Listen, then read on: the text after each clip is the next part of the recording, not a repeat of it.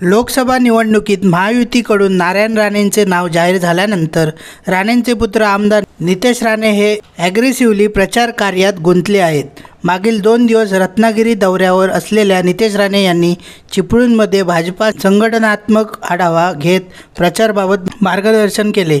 त्यानंतर कार्यकर्त्यांना भोजनाची सोय करण्यात आली होती। पंक्तीत जेवायला बसलेल्या कार्यकर्त्यांसाठी स्वतःच्या हाताने आमदार नितेश राणे जेवण वाढत होते। आमदार नितेश राणेंचा कार्यकर्त्यांना स्वतःच्या हाताने जेवण वाढतानाचा व्हिडिओ चांगलाच व्हायरल होताना दिसून येत आहे।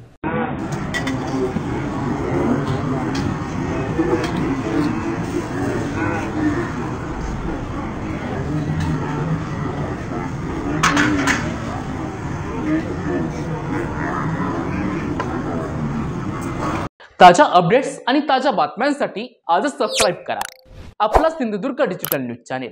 लाईक करा, शेअर करा, कमेंट करा आणि महत्त्वाचं म्हणजे बेल आयकॉनला क्लिक करायला विसरू नका।